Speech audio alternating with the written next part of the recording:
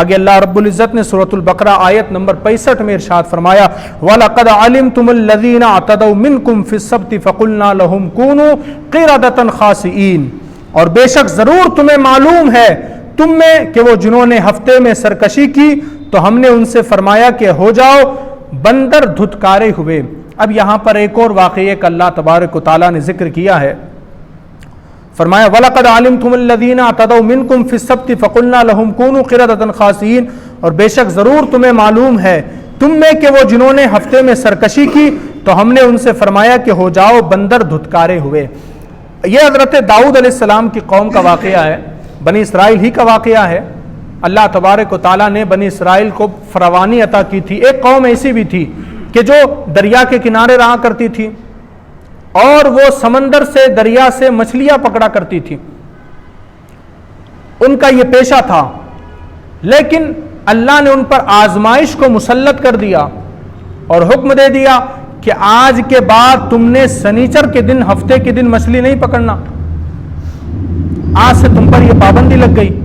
تو اب جب پابندی لگی ہے تو ایک دو ہفتے تو ان کا معاملہ ٹھیک تھا، اس لیے کہ فوراً تو تمام ہیلے بہانے انسان کو نہیں سوچتے، تو ایک دو ہفتے تو ان کا معاملہ ٹھیک تھا، انہوں نے ویسے ہی کیا، لیکن دھیرے دھیرے انہوں نے ہیلے بہانے تلاش کرنے شروع کر دیے۔ انہوں نے سوچا کہ مچھلی تو پکڑنی، اس لیے کہ اب جب وہ سنیچر کے دن مچھلی نہیں پکڑ رہے تھے تو سنیچر کے ہی دن سب سے زیادہ دریا کے اوپر مچھلیاں ان کو نظر آتی تھی۔ اب ہوتا ہے نا کہ جو انسان کو جو چیز پسند نہ ہو وہی چیز اس کے زیادہ سامنے آتی ہے، یا انسان جس چیز سے بچتا ہو سب سے زیادہ وہی چیز اس کے سامنے آتی ہے۔ تو اب ایسا ہی ہونے لگا کہ وہ سنیچر کے دن مچھلی نہیں پکڑ رہے تھے، لیکن اس کی وجہ سے ہو کیا رہا تھا کہ وہ سنیچر کے دن مچھلی نہیں پکڑ رہے تھے، لیکن اسی دن سب سے زیادہ مچھلیاں ان کے سامنے آ رہی تھی، اور ان کو دیکھ کر کے وہ لالچ اپنے دل میں پیدا ہو رہی تھی کہ یار کاش کہ ہم سمندر کے اندر سے مچھلیاں پکڑ لیتے تو آج ہم تو مالا مال ہو جاتے، ہمیں تو بہت ساری مچھلیاں مل جاتی، ہمارا تو کام ہی بن جاتا۔ تو اب جب لالچ دھیرے دھیرے بڑھنے لگی تو ہیلے بہانے تلاش کرنے لگے۔ انہوں نے پھر کیا کیا، یہ پورا واقعہ میں آپ کو ایسے ہی بتا دیتا ہوں۔ انہوں نے کیا کیا، انہوں نے یہ کیا کہ اللہ نے تو ہم کو سنیچر کے دن منع کیا ہے مچھلی پکڑنے سے، چلو ہم ایسا کرتے ہیں کہ جمعہ کے دن ہم سمندر کے درمیان جو ہے تو گڑھے کھود لیتے ہیں اور سمندر سے پرنالا نکال لیتے ہیں، ایک نالی نکال لیتے ہیں اپنے اپنے گھڑے تک۔ تو سب نے اپنے اپنے گھڑے کھودنا شروع کر دیے، سب نے اپنے اپنے گھڑے کھود دیے اور سمندر سے انہوں نے پرنالے نکالنے شروع کر دیے، نالی نکالنی شروع کر دی۔ یہ جمعہ کے دن مغرب کے بعد انہوں نے کیا، اور ان کا ارادہ یہ تھا کہ اب سنیچر کے دن ہم کسی مچھلی کو ہاتھ نہیں لگائیں گے، لیکن چونکہ پانی کا بہاؤ ہوتا ہے، سمندر کے اندر لہریں اٹھتی ہے، تو لہروں کے ساتھ جو ہے تو وہ مچھلیاں بہ کر کے ہماری نالیوں سے گزر کر ہمارے گڑھے میں آ جائیں گی اور وہ جمع ہوتی رہے گی سنیچر کے دن پورا دن، اس لیے کہ بڑی تعداد میں سنیچر کے دن مچھلیاں ہوتی ہے۔ تو انہوں نے یہ ہیلا نکال لیا۔ اب ہونا یہ تھا کہ جمعہ کے دن انہوں نے وہ گڑھے کھود دیے، اور اس کے بعد جب رات بھر پانی اپنے جوش پر رہا، سنیچر کا دن ہوا تو پانی کے اندر شباب چڑھنے لگا، اور جب اس سمندر کی لہریں جب اٹھنے لگی اور مچھلیوں کو ڈھکیل کر کے جب ان کے پرنالوں تک لانے لگی، اور اس کے بعد وہ مچھلیاں جو ہے تو ان کے گڑھے تک پہنچنے لگی، تو یہ وہاں کھڑے رہ کر کے دیکھتے رہے اور خوش ہوتے رہے۔ یہ کھڑے رہتے اور خوش ہوتے اور لوگوں سے کہتے دیکھو اللہ نے ہم کو سنیچر کے دن منع کیا تھا مچھلی پکڑنے سے، ہم نے سنیچر کے دن مچھلی نہیں پکڑی ہے، ہم تو دیکھ کر کے تماشا دیکھ رہے کھڑے ہو کر کے، ہم مچھلی نہیں پکڑ رہے۔ اب ہونا کیا تھا، سنیچر کے دن وہ تمام مچھلیاں ان کے گڑھوں کے اندر جمع ہونا شروع ہو گئی، اور وہ گڑھا تھا، پانی تو واپس سمندر میں چلا جاتا لیکن مچھلی تھوڑی واپس جا سکتی ہے، گڑھے میں پھنس جاتی، اور اس طرح سے مچھلیاں جمع ہونا شروع ہو گئی۔ جب اتوار کا دن صبح ہوا، صبح کا سویرا جب اتوار کے دن ہوا تو اس قوم نے کیا کیا، یہ لوگ جانے لگے اور اپنے اپنے گڑھوں سے مچھلیوں کو جمع کرنے لگے اور خوش ہونے لگے کہ دیکھو اللہ نے تو ہم کو سنیچر کو منع کیا تھا، ہم نے سنیچر کو نہیں پکڑا بلکہ ہم نے تو اتوار کو ان کو ان گڑھوں سے نکالا ہے۔ وہ ہیلا بہانہ تلاش کرنے لگے۔ جب انہوں نے وہ تلاش کر لیا اور مچھلیاں انہوں نے جب وہ پکڑ لی، تب اس کے بعد ہونا کیا تھا، اللہ تبارک و تعالیٰ نے حضرت داؤد علیہ السلام کو اس قوم کے اوپر بھیجا۔ حضرت داؤد آئے اور آ کر کے انہوں نے منع کیا، کہا دیکھو یہ اللہ کی نافرمانی ہے، ایسے نہ کرو، ہیلے بہانے تلاش نہ کرو، اللہ کا جو حکم ہے اس کو مانو۔ جو اللہ تمہیں سنیچر کے دن مچھلی دے رہا ہے وہی تمہیں اتوار کے دن بھی تو مچھلی دے رہا ہے، پھر ایک دن اگر اس نے تمہیں روک دیا کسی کام سے تو کیوں جاتے ہو اس کی طرف؟ اس قوم نے حضرت داؤد سے کہا کہ تم ہمیں مت سکھاؤ،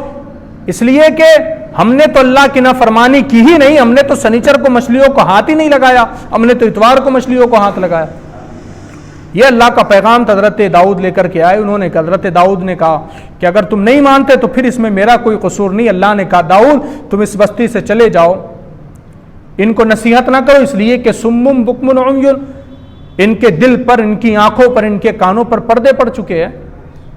یہ کچھ سن نہیں سکتے، دیکھ نہیں سکتے، سمجھ نہیں سکتے۔ کہا تم چلے جاؤ، نصیحت مت کرو، نصیحت کر دی تم نے، اپنا فریضہ انجام دے دیا، اب تم یہاں سے چلے جاؤ۔ حضرت داؤد علیہ السلام نے اس بستی کو چھوڑا، وہاں سے چلے گئے۔ جب وہ چلے گئے تو اب ان کے اندر کچھ لوگ ایسے تھے جو یہ جانتے تھے کہ یہ اللہ کی نافرمانی ہے، ایک نبی آئے تھے، انہوں نے ہم کو اس کام سے روکا تھا، اگر ہم پھر یہ کام کرتے رہے تو گناہ کے اندر ملوث ہو کر اللہ کے عذاب میں گرفتار ہو جائیں گے۔ کچھ سمجھدار لوگ تھے۔ اب بڑی توجہ والی بات ہے، ان سمجھدار لوگوں نے لوگوں کو تنبیہ کرنی شروع کر دی، کہا لوگوں تم اللہ کے حکم کی نافرمانی نہ کرو، مچھلیوں کو نہ پکڑو۔ اور انہوں نے پھر بھی نہیں مانا، اپنی قوم کے سمجھانے کے بعد انہوں نے نہیں مانا، تو پھر جو سمجھنے والے لوگ تھے، اللہ کے فرما بردار لوگ تھے، انہوں نے کیا کیا، چلو تم ہماری بات نہیں مانتے تو اب فیصلہ ہو جائے گا۔ کہا کیا فیصلہ ہوگا؟ کہا شہر کے اندر دیوار کھڑی کی جائیں گی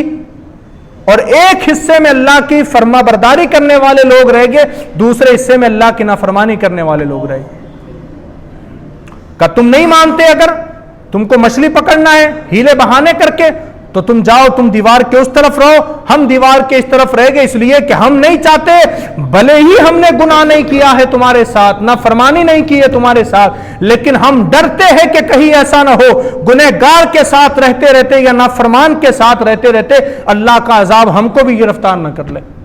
اللہ کے عذاب میں ہم بھی گرفتار نہ ہو جائے، اس لیے ہم تمہارے ساتھ نہیں رہتے، تم ادھر رہو، ہم دیوار کے ادھر رہ گئے۔ یوں ہی کچھ دن زندگی کے گزرے، لیکن ہونا کیا تھا، ایک دن جب جو اللہ کے فرما بردار لوگ تھے یہ اٹھے، عبادت گزار لوگ اٹھے جب صبح، تو انہوں نے دیکھا کہ دیوار کے اس طرف سے نہ کسی کی آواز آ رہی ہے، نہ کسی کے بولنے کی باتوں کی آواز آ رہی ہے، ادھر سے بالکل خاموشی ہے۔ کہ یہ کیسے ممکن ہو سکتا ہے؟ کہ کل تک تو صبح اٹھنے کے بعد ادھر سے شور مچا کرتا تھا، لیکن آج تو بالکل سناٹا ہے، خاموشی ہے۔ تو جو اللہ کے فرما بردار لوگ تھے، عبادت گزار لوگ تھے، انہوں نے سوچا کہ چلو دیکھیں تو صحیح آخر ادھر ہوا کیا ہے، چونکہ بیچ میں تو دیوار تھی۔ تو ان فرما بردار لوگوں نے دیوار پر چڑھ کر کے دیکھنے کی کوشش کی کہ آخر ادھر ہو کیا رہا ہے، آواز کیوں نہیں آ رہی۔ تو جب ان لوگوں نے اس طرف دیکھا تو ان کی آنکھیں پھٹی رہ گئی، اس لیے کہ انہوں نے دیوار سے جب اس طرف دیکھا تو ان کو یہ نظر آیا کہ اس قوم کے جتنے جوان تھے اللہ نے سب کو بندر بنا دیا ہے، اور اس قوم کے جتنے بوڑھے تھے اللہ نے سب کو خنزیر میں تبدیل کر دیا ہے، اللہ کی نافرمانی کرنے کی بنا پر۔ اسی کا ذکر اللہ نے یہاں پر کیا، فَقُلْنَا لَهُمْ كُونُوا، تو پھر ہم نے کہا قِرَدَةً خَاسِئِينَ، ہو جاؤ بندر دھتکارے ہوئے۔ اللہ کی نافرمانی کرنے کی بنا پر اللہ نے ان کو بندر کی صورت میں تبدیل کر دیا، خنزیر کی صورت میں تبدیل کر دیا۔ اب آپ سوچے اگر کوئی قوم اللہ کے ایک حکم کی نافرمانی کرے، اللہ اس کو بندر اور سور میں تبدیل کر دیتا ہے، نہ جانے صبح شام ہم کتنے اللہ کی نافرمانیاں کرتے ہیں۔ یہ نہ سوچے کہ ہم کو کچھ نہیں ہوگا، عذاب میں گرفتار نہیں ہوگے۔ اللہ تبارک و تعالیٰ اگر کسی دن نے اگر اس کی قدرت نے ارادہ کر لیا عذاب دینے کا، تو پھر ہم بچ نہیں سکتے، دنیا کی کسی بھی طاقت سے بچ نہیں سکتے۔ دنیا کی ہمارے پاس کتنی سپر پاور ہو، اللہ کے عذاب سے ہمیں نہیں بچا سکتی۔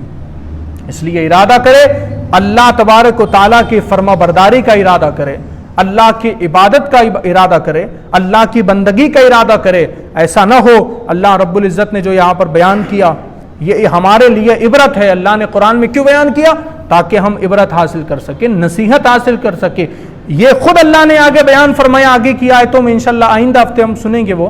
اللہ نے خود بیان کیا کہ ہم نے یہ تمہارے لیے عبرت بنا دیا ہے ان لوگوں کو۔ تو جب اللہ خود کہہ رہا ہے کہ ہم نے تم کو عبرت بنا دیا، تمہارے لیے ان کو عبرت بنایا ہے، اگر پھر بھی ہم ان لوگوں کو دیکھ کر کے نہ سیکھیں نہ سمجھے تو پھر ہمارا کیا حشر ہونا ہے، ہمارے کیا سلوک ہونا ہے۔ اور ڈاکٹر اقبال نے کہا تھا، مٹ جائے گناہوں کا تصور ہی اقبال، ہر شخص یہ جان لے کہ خدا دیکھ رہا ہے۔ اگر ہر شخص یہ ماننے اور سمجھنے لگ جائے کہ خدا دیکھ رہا ہے تو پھر انسان کے دل سے گناہوں کا تصور ہی مٹ سکتا ہے، انسان خود گناہوں سے بچ سکتا ہے۔ تو اپنی زندگی کو تبدیل کرے، اپنی زندگی کو بدلے۔ قرآن ہمیں ہدایت دینے کے لیے آیا ہے، اگر ہم نے قرآن سے ہدایت نہ لی تو خدا کا قرآن کہتا ہے کہ قرآن جو ہے یہ کچھ لوگوں کے لیے ہدایت ہے اور کچھ لوگوں کے لیے گمراہی۔ کچھ لوگ اس سے ہدایت پائیں گے، کچھ لوگ گمراہ ہو جائیں گے۔ تو پھر سوچئے، اگر ہم نے قرآن سے ہدایت حاصل نہ کی تو پھر ہمیں کیا ملے گا؟ گمراہی۔ تو ہمیں چاہیے کہ ہم دونوں میں سے ایک چیز کو اپنائیں، ہدایت کو اپنائیں، ان چیزوں کو سوچ کر سمجھ کر اپنی زندگی میں اتارے، اللہ کی فرمانبرداری کرے، اس کے رسول کی اطاعت کرے، جبھی ہمیں دنیا کے اندر عزت بھی ملے گی، دنیا کے اندر وقار بھی ملے گا، دنیا کے اندر اللہ ہمیں دولت بھی عطا کرے گا، عہدے بھی عطا کرے گا۔ تو ہمیں چاہیے کہ ہم اللہ کے احکامات پر عمل کریں۔ یہ درس قرآن کی 5 آیتوں کی تفسیر ہم نے سماعت کی، 61 سے 65 تک آئندہ انشاءاللہ آئندہ ہفتے بیان کی جائیں گی۔ اللہ رب العزت ہم تمام کو ان باتوں پر عمل کی توفیق عطا فرمائے، کہنے سننے میں جو غلطی ہو اللہ اپنے فضل و کرم سے معاف فرما لے۔ السلام علیکم ورحمۃ اللہ وبرکاتہ۔